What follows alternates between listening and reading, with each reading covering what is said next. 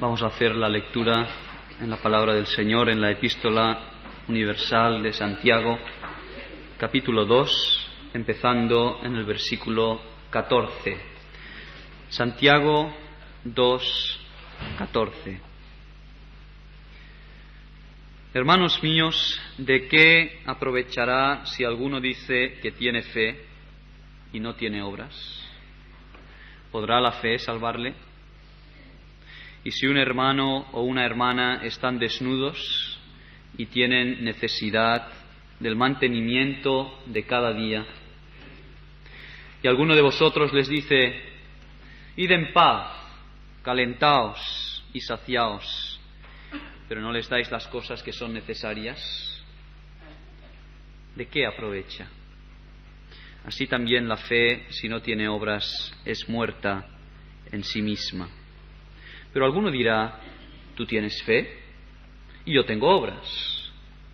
Muéstrame tu fe sin tus obras y yo te mostraré mi fe por mis obras. ¿Tú crees que Dios es uno? Bien haces. También los demonios creen y tiemblan. ¿Mas quieres saber, hombre vano, que la fe sin obras es muerta?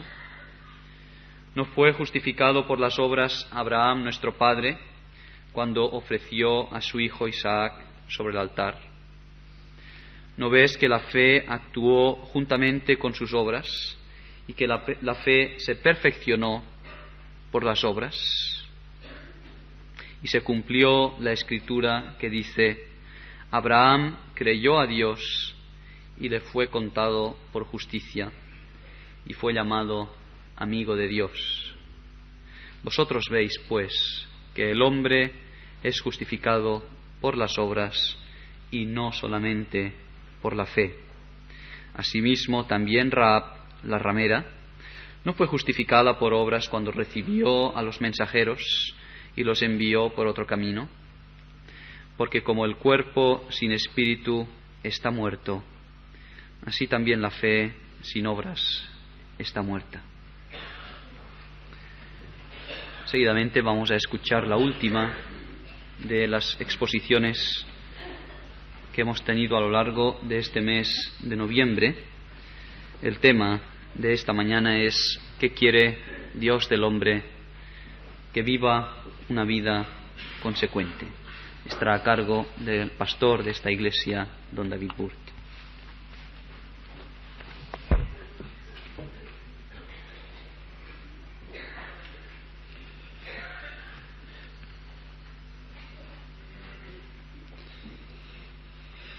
Quiero empezar pidiendo disculpas a aquellas personas que estáis aquí nuevas, quizás por primera vez. Disculpas en el sentido de que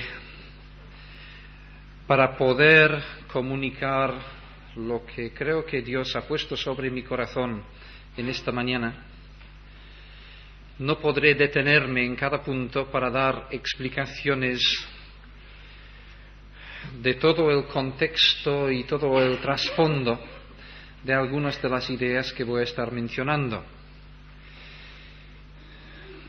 Tendré que hacer referencia a ciertos textos bíblicos sin poder explicar bien todo lo que hay detrás.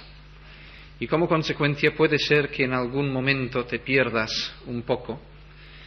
Por esto pido disculpas. En cambio, me ofrezco a continuación para aclarar en conversación particular cualquier idea que debido a esto haya salido un tanto confusa.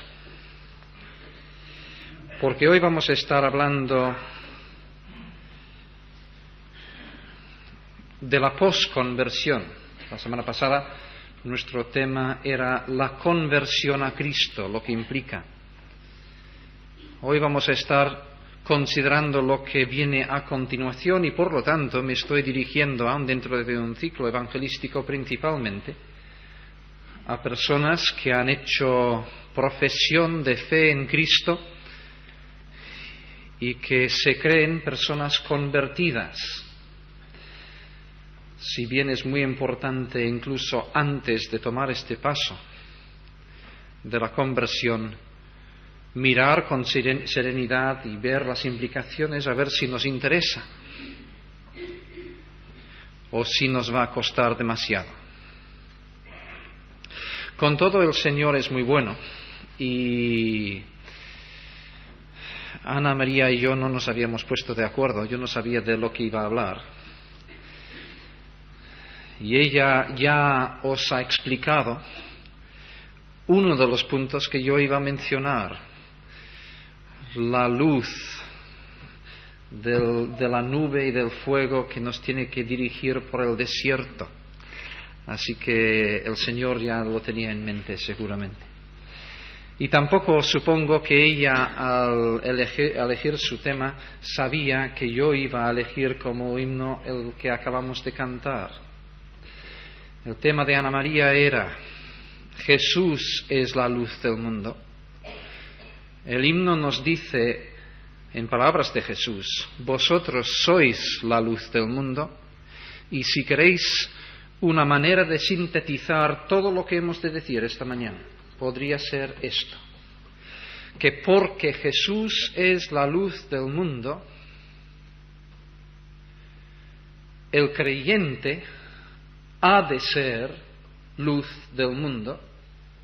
Si no es luz del mundo, está negando el que Cristo sea su luz y por lo tanto hará bien en preguntar si realmente es creyente. Vivir una vida consecuente se podría resumir sencillamente en estos términos. Bien, vamos a ir al grano. La importancia de una vida consecuente. ¿Consecuente con qué?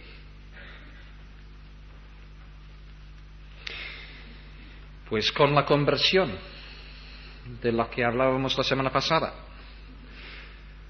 con la salvación que Dios nos da,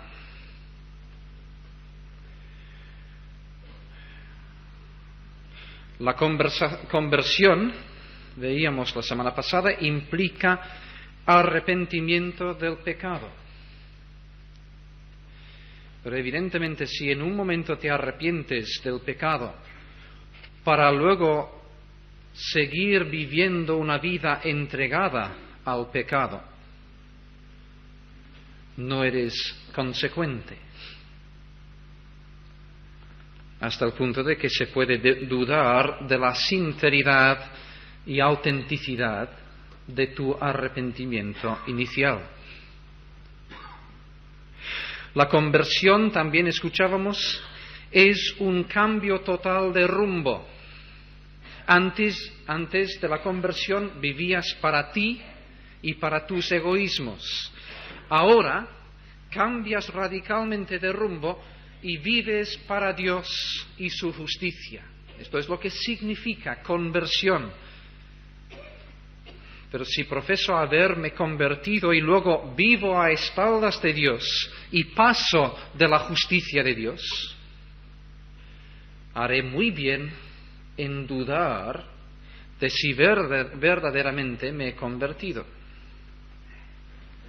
Miremoslo de otra manera, porque la conversión, desde luego, no es solo una actividad humana, no es una decisión mía solamente, es una obra divina. Yo soy salvo por Cristo, por lo que Él hizo por mí en la cruz cuando murió en mi lugar, para cargar sobre sí la culpa de mi pecado. Pero si es que su muerte y la salvación intrínseca en su muerte se me hace extensiva a mí, es, según las Escrituras, porque por la fe yo estoy unido a Cristo, incorporado en Él, de forma que cuando Él murió en la cruz, yo morí en Él, en la cruz. Pero la Biblia deja muy claramente establecido que yo no puedo estar incorporado en Cristo para efectos de justificación por su cruz, si luego no vivo para Cristo, para Dios, por el poder de su resurrección. Porque si has muerto con Cristo, mejor dicho, si dices que has muerto con Cristo, y allí está tu esperanza de salvación, pero en tu vida no demuestras que has resucitado con Cristo a una nueva vivencia, haces bien en dudar si verdaderamente has muerto con Cristo, si el sacrificio de Cristo verdaderamente ha surtido efecto en tu caso. No quiero que escuchéis mis palabras solamente. Escuchemos la epístola de Pablo a los romanos al efecto. El lenguaje no es fácil, pero creo que la idea fundamental sale con toda nitidez. Si fuimos plantados juntamente con Cristo en la semejanza de su muerte, así también lo somos en la de su resurrección. Sabiendo esto, que nuestro viejo hombre, cargado de culpa y de pecado, fue crucificado juntamente con él. ¿Con qué finalidad? Para que luego pudiésemos seguir pecando a nuestro antojo, viviendo a nuestra manera. No en absoluto. Fue crucificado juntamente con él para que el cuerpo del pecado sea destruido, a fin de que no sirvamos más al pecado, porque el que ha muerto ha sido justificado del pecado. Y si morimos con Cristo, creemos que también viviremos con él, sabiendo que Cristo, habiendo resucitado de los muertos, ya no muere. La muerte no se enseñorea más de él. En cuanto murió, al pecado murió una vez por todas, mas en cuanto vive, ¿para qué vive Cristo? Pues es obvio, vive para Dios. ¿Para qué nos lo dice Pablo? Pues es igualmente obvio, porque nuestra vida está escondida en la de Cristo si hemos muerto con él en la cruz. En cuanto vive, pues Cristo vive para Dios. Y todo aquel que ha muerto con Cristo en la cruz y a través de esta muerte de Cristo ha encontrado la salvación, igualmente ha de demostrar su salvación, viviendo para Dios. Así también, entonces, vosotros consideraos muertos al pecado, pero vivos para Dios en Cristo Jesús, Señor nuestro. No reine, pues, el pecado en vuestro cuerpo mortal, de modo que lo obedezcáis en sus concupiscencias, ni tampoco presentéis vuestros miembros al pecado como instrumentos de iniquidad, sino presentaos vosotros mismos a Dios como vivos de entre los muertos, resucitados, y vuestros miembros a Dios como instrumentos de justicia. Somos salvos por la regeneración, por una nueva vida en el Espíritu Santo. Pero ¿para qué recibimos esta nueva vida? ¿Acaso el Espíritu Santo viene a morar en nosotros con el fin de permitir que impunemente podamos seguir pecando con la seguridad de que un día, de todas maneras, iremos al cielo? En absoluto. Esto sería una contradicción fundamental del mensaje del Evangelio. El Espíritu Santo nos es dado para que podamos vivir una vida nueva, porque de salvación se trata, y la salvación consiste en la liberación del pecado. De manera que Pablo puede decir en Romanos capítulo 8 esta vez, que Dios, al enviar a su Hijo a morir en la cruz por nosotros, tenía esta finalidad en mente. Versículo 4. Para que la justicia de la ley, aquella rectitud de vida que Dios plasmó en su ley, pudiese cumplirse en nosotros finalmente. ¿Cómo? Pues en nosotros que no andamos conforme a la carne, sino conforme al Espíritu. El Espíritu en nosotros es lo que nos capacita para que podamos vivir conforme a la justicia de la ley. Por esto sigue diciendo el apóstol en el mismo capítulo, versículo 9, que si alguno no tiene el Espíritu de Cristo, no es de Cristo. Y a la luz de todo el contexto uno puede decir que quien no está viviendo conforme a la justicia de la ley, tiene que dudar que realmente tenga el Espíritu de Cristo. O como él mismo lo expresa en el versículo 14, los que son guiados. En el contexto es en primer lugar una dirección moral, ética. Los que son guiados por el Espíritu de Dios, estos y no otros, son hijos de Dios. Somos salvos por la fe.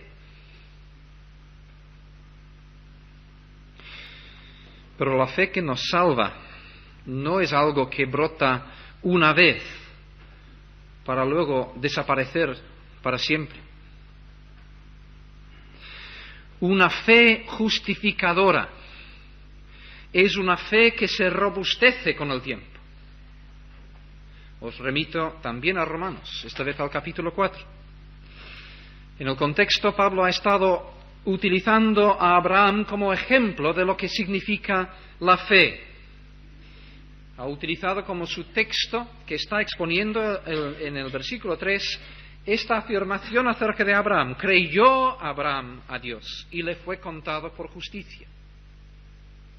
Pero al llegar hacia el final de este mismo capítulo, el apóstol quiere explicar para nosotros lo que él entiende por fe. Y vuelve a utilizar a Abraham como un ejemplo de lo que quiere decir. Abraham creyó, dice, en esperanza contra esperanza, para llegar a ser padre de muchas gentes, conforme a lo que se había dicho, así será tu descendencia. La fe de Abraham no fue una cosa de un momento solamente, lo fue, pero algo mucho más. Vino la promesa y Abraham creyó la palabra de Dios. Pero tuvo que esperar y esperar y esperar, y vuelve la promesa y sigue creyendo. Y sigue esperando, y vuelve la promesa, y sigue creyendo. En esperanza contra esperanza.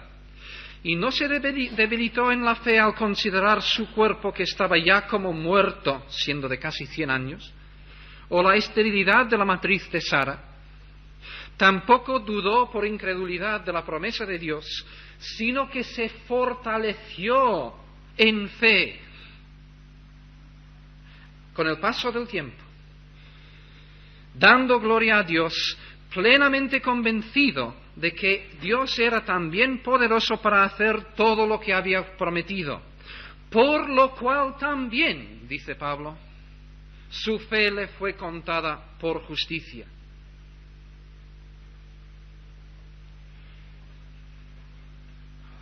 Somos salvos por la justicia de Cristo aplicada gratuitamente a nosotros.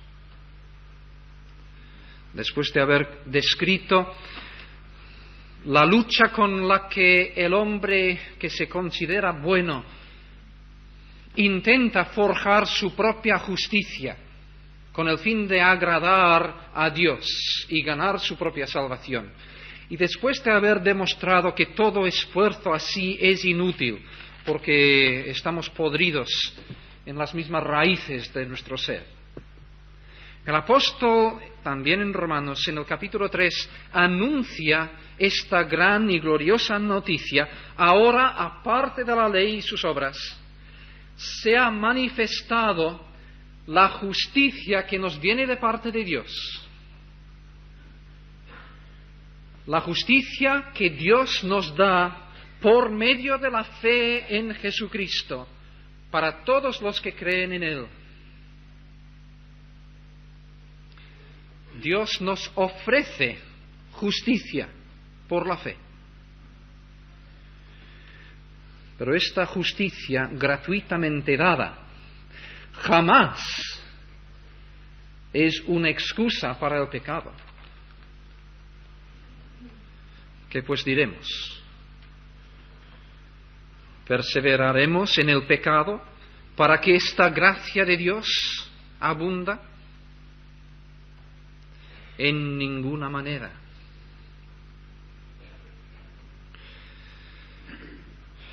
si es que Dios nos ofrece su justicia, si es que Dios nos justifica y a través de esta justificación somos salvos, es porque Dios desea que su reino sea poblado de personas justas,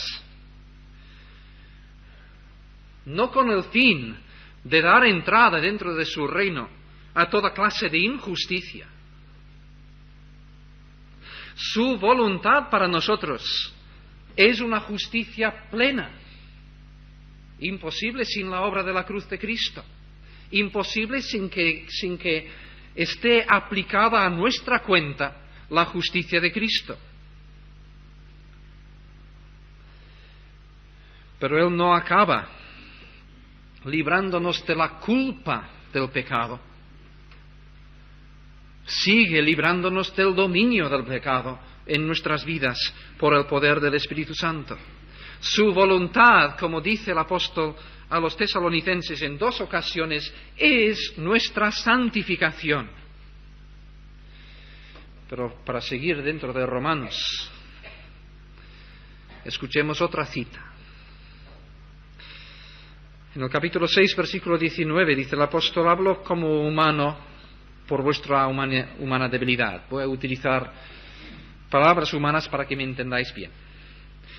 Así como para iniquidad antes presentasteis vuestros miembros para servir a la inmundicia y a la iniquidad, así ahora para santificación presentad vuestros miembros para servir a la justicia. Porque cuando erais esclavos del pecado, antes de la conversión, erais libres acerca de la justicia. O sea, siguiendo la analogía, era totalmente normal que pecaseis, que practicaseis el pecado. Pero ¿qué fruto teníais de aquellas cosas de las cuales ahora os avergonzáis? Porque el fin de ellas es muerte. Mas ahora que habéis sido libertados del pecado y hechos siervos de Dios, tenéis, si esto es cierto, tenéis por vuestro fruto la santificación y como fin la vida eterna. ¿Qué es, pues, una vida consecuente?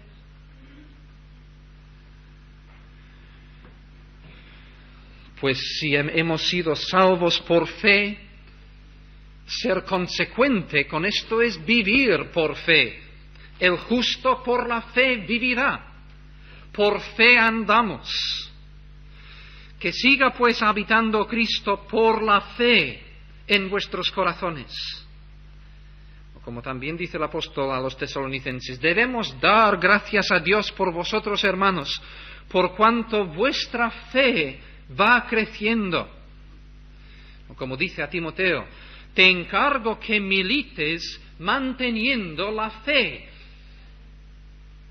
Ser consecuente con una salvación por fe es seguir viviendo por fe.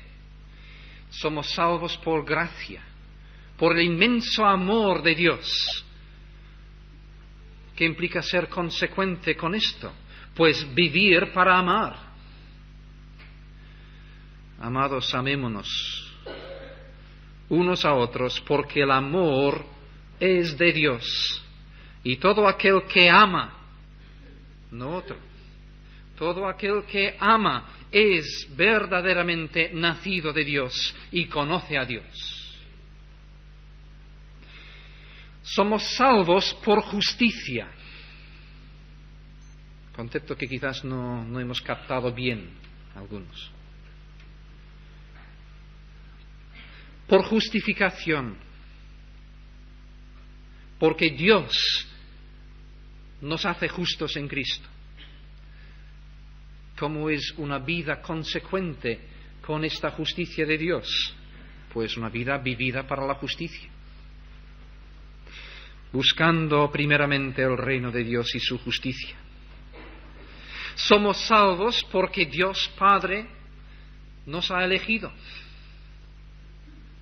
¿Qué vida puede haber consecuente con esta elección? Pues el que nosotros elijamos vivir para Él. Somos salvos porque Dios Hijo murió por nosotros. ¿Qué vida puede haber consecuente con este gran don? Pues darle a Él nuestras vidas. Somos salvos por regeneración del Espíritu Santo. Deudores somos, pues, no a la carne, para que vivamos conforme a la carne, sino al Espíritu, para vivir conforme a su dirección.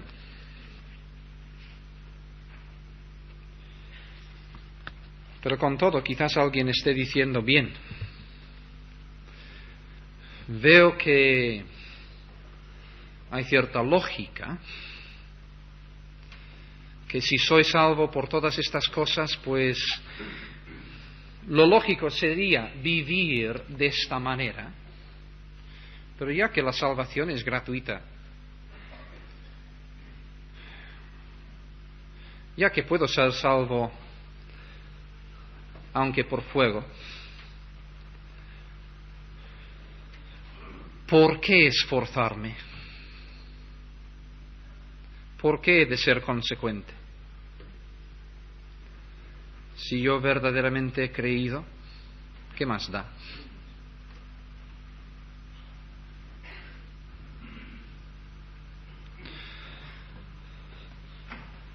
La razón sencilla es que estamos hablando de tu salvación.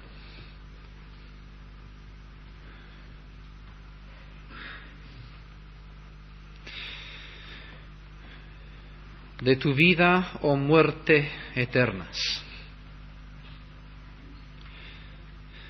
Y la salvación no tiene que ver en primer lugar con un destino, con dónde estarás. En segundo lugar, sí.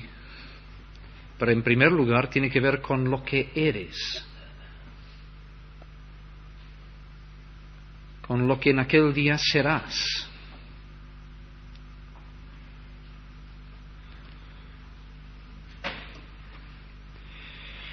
Por esto la salvación no acaba con la conversión, más bien empieza con la conversión. La conversión es una puerta, pero al pasar por esta puerta te encuentras en un camino, y un camino que sí que tiene un destino. Y llegarás a este destino si sigues en el camino. El gran ejemplo bíblico de esto es el Éxodo. Y es a la historia del Éxodo que vez tras vez los escritores del Nuevo Testamento apelan con el fin de hacernos comprender estas realidades. Tú, si has creído en Cristo, si te has convertido, estás en un éxodo y todavía no has llegado al país prometido. La cuestión es si llegarás.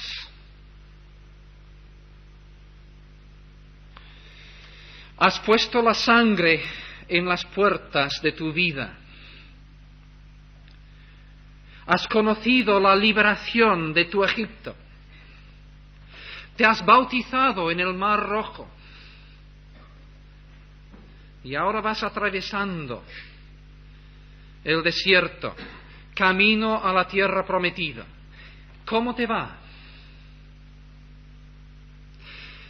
¿Qué estás haciendo con la ley de Cristo que Él te está dando en tu Sinaí? Que Él te está dando desde su monte. ¿Sigues siguiendo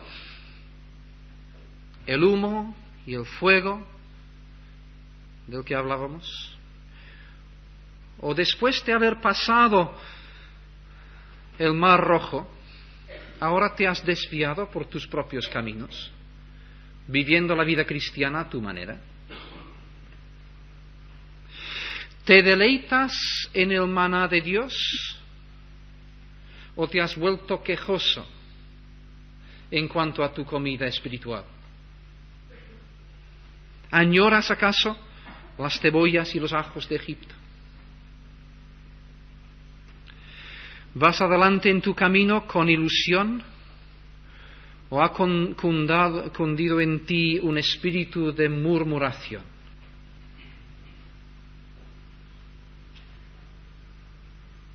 ¿Murmuración?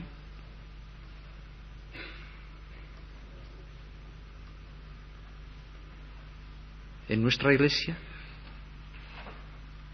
la murmuración es el mal de nuestra iglesia.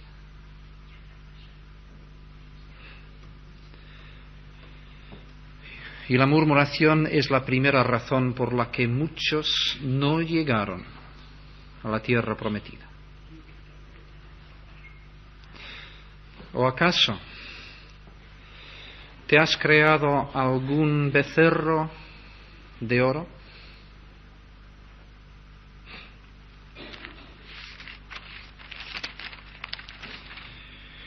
No quiero, hermanos, que ignoréis que nuestros padres todos estuvieron bajo la luz de la nube, todos pasaron el mar, todos en Moisés fueron bautizados en la nube y en el mar, todos comieron el mismo alimento espiritual, todos bebieron la misma bebida espiritual porque bebían de la roca espiritual que los seguía y la roca era Cristo.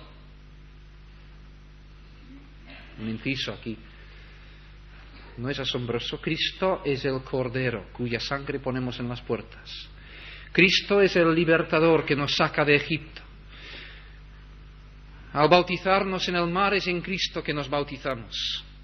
Bebemos del maná que es Cristo, bebemos de la bebida espiritual que es Cristo. Y vamos camino a la tierra prometida, que es el reino de Cristo.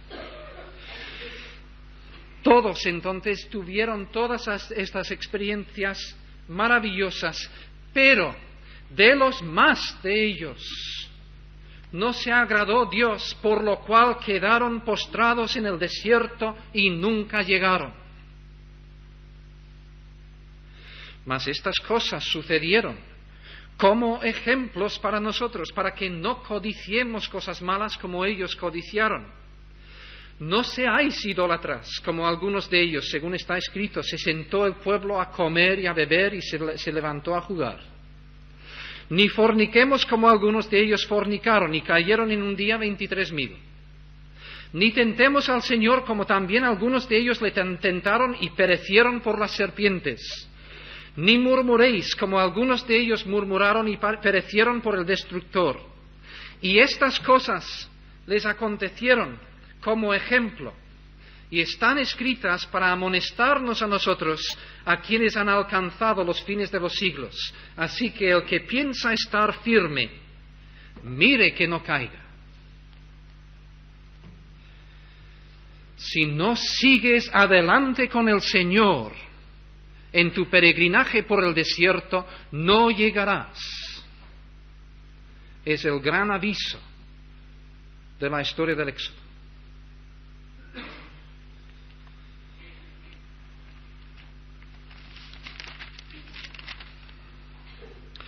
Mirad, hermanos, que no haya en ninguno de vosotros corazón malo de incredulidad para apartarse del Dios vivo. Antes, exhortaos los unos a los otros cada día, entre tanto que se dice hoy, para que ninguno de vosotros se endurezca por el engaño del pecado. Porque somos hechos participantes de Cristo, con tal que retengamos firme hasta el fin nuestra confianza del principio. Entre tanto que se dice, si oyereis hoy su voz, no endurezcáis vuestros corazones como en la provocación. Porque ¿quiénes fueron los que habiendo oído le provocaron? ¿Acaso los incrédulos? ¿Los paganos? No. ¿No fueron todos los que salieron de Egipto por mano de Moisés? ¿Y con quiénes estuvo el Señor disgustado 40 años? ¿No fue con los que pecaron, cuyos cuerpos cayeron en el desierto? ¿Y a quienes juró que no entrarían en su reposo, sino a aquellos que desobedecieron? Y vemos que no pudieron entrar a causa de su incredulidad. Temamos, pues, no sea que permaneciendo aún la promesa de entrar en su reposo, alguno de vosotros parezca no haberlo alcanzado. Porque también a nosotros se nos ha anunciado la buena nueva como a ellos, pero no les aprovechó el oír la palabra, por no ir acompañada de fe en los que la oyeron.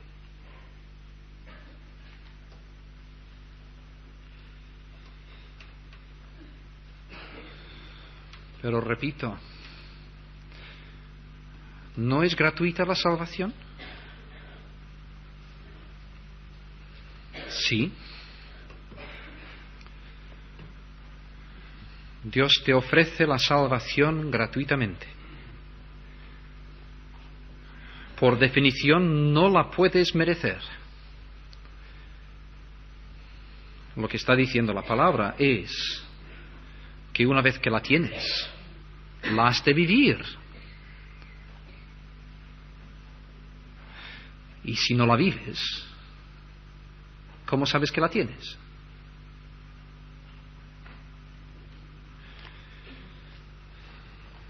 Una vez oí decir a alguien que con respecto a nuestra mansión celestial, para adquirir esta casa no tienes que pagar ninguna entrada, porque ya está pagada. Pero que en cuanto a mensualidades, has de pagar todo lo que eres. No estoy muy de acuerdo con la teología de esta afirmación, pero sí con la conclusión. Porque más bien pienso que Cristo ha pagado no solamente la entrada, sino también todas las mensualidades.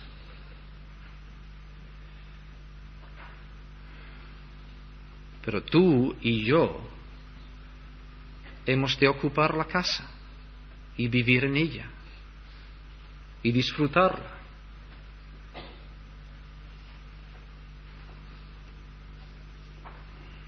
Y si sigues viviendo en tu vivienda anterior, por mucho que Cristo te haya pagado la entrada y las mensualidades, ¿para qué te sirve?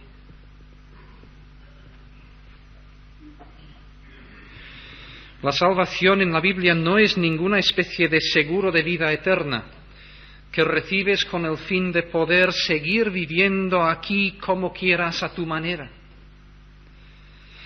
Porque la Biblia parte de la base de que vivir a nuestra manera es perdición, es precisamente de lo que necesitamos ser salvos. Si has sido salvo, es de tu manera de vivir que has sido salvo.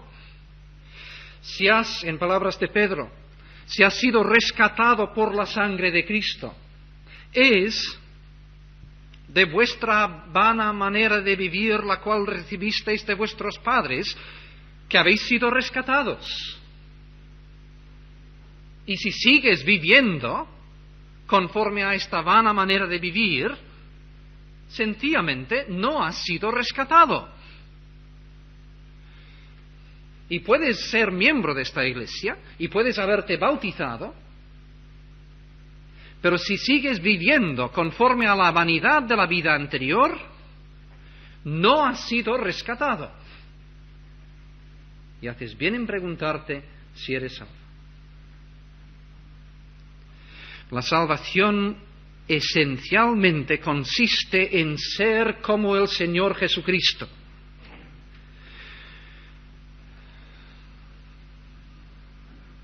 ¿Te pareces a Él? No.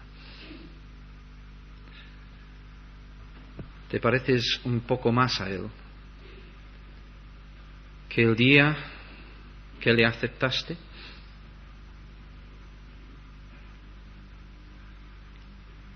¿Sabes que día tras día tienes la determinación de ser más como Él? ¿Sigues en el camino cuando se levanta el humo, la nube, y empieza a ir delante? ¿Tú sigues por donde sea?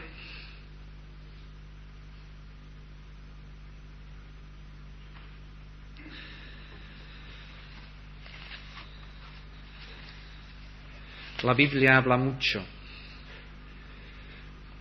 de la necesidad de perseverancia. La frase más conocida es la que dijo el mismo Señor Jesucristo: el que perseverare hasta el fin, ese será salvo. Si me permitís una cita más de Romanos. Esta cita va dirigida a aquellas personas que piensan que van muy bien, pero en realidad se han estancado desde hace mucho tiempo. Por tu dureza y por tu corazón no arrepentido atesoras para ti mismo ira para el día de la ira y de la revelación del justo juicio de Dios, el cual pagará a cada uno conforme a sus obras.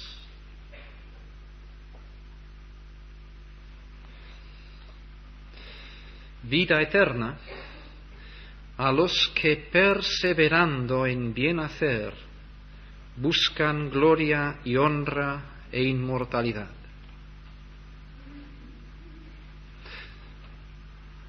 Pero dirá alguien, Pablo está hablando aquí de un camino de salvación que luego va a descartar, diciendo que de hecho nadie consigue la salvación a través de este camino. Si piensas así, bien, te invito a que hagas un nuevo estudio de los capítulos 2 y 3 de Romanos, porque pienso que más bien Pablo se está refiriendo precisamente a aquellos que han sido justificados por la fe y que lo demuestran en su vivencia por la justicia de su vida, perseverando en bien hacer, buscando gloria y honra e inmortalidad.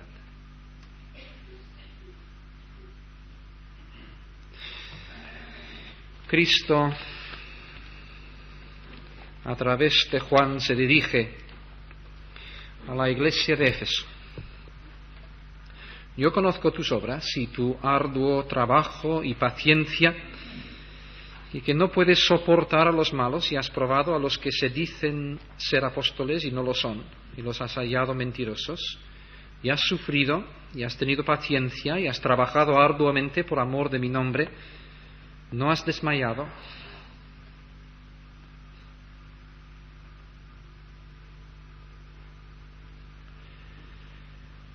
Pero tengo contra ti que has dejado tu primer amor.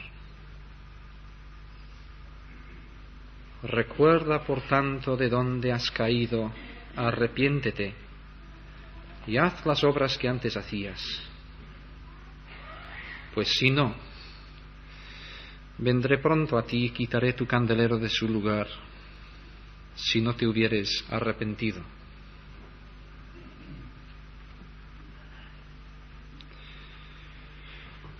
No estamos hablando, hermanos, de nuestra manera de ganar la salvación.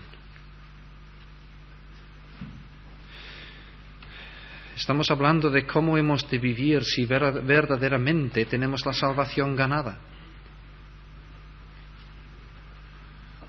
Y estamos intentando avisar muy seriamente a aquellas personas que viven para todos los efectos como sus vecinos no creyentes,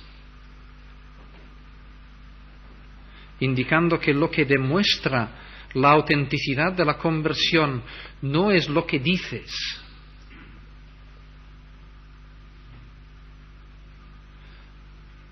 es lo que haces, lo que eres.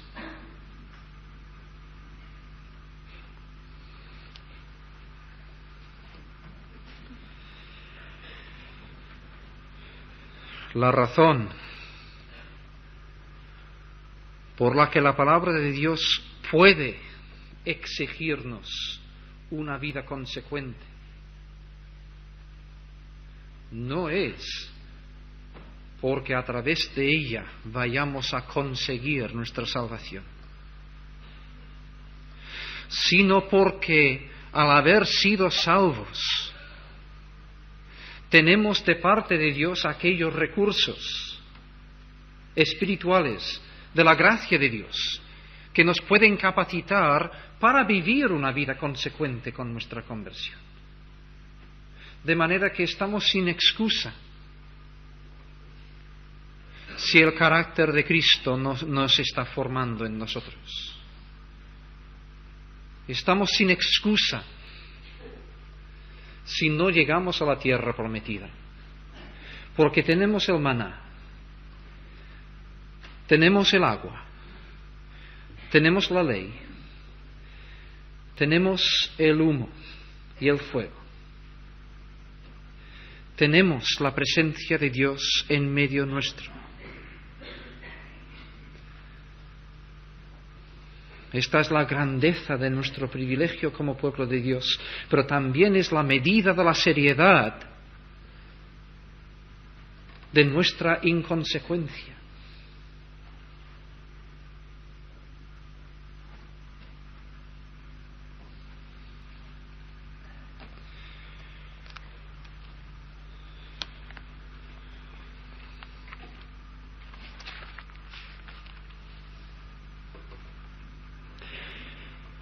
Someteos, pues, a Dios. Resistid al diablo y huirá de vosotros. Acercaos a Dios y Él se acercará a vosotros. Pecadores, limpiad las manos, y los de doble ánimo, purificad vuestros corazones, afligíos, lamentad y llorad. Vuestra risa se convierta en lloro y vuestro gozo en tristeza. Humillaos delante del Señor y Él os exaltará.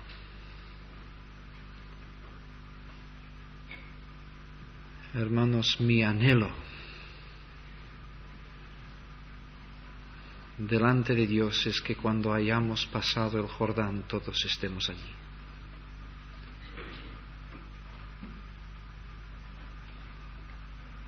Has empezado con fe.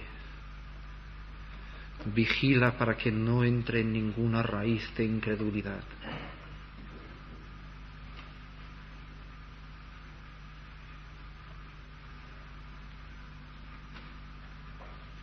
Tienes el Espíritu. No contristas al Espíritu.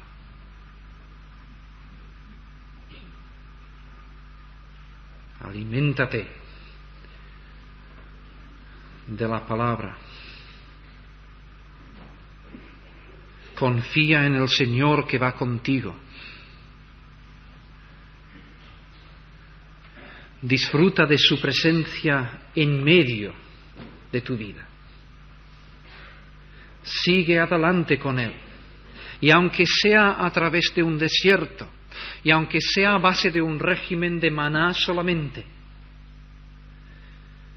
y aunque sea en compañía con otras personas que no te agradan, no permitas que la queja y el murmullo, la murmuración, te hunda. Sigue adelante con Él. Pon la mirada en Él. Y no te desanimes hasta no haber llegado al final. Y si puedes, intenta resucitar en ti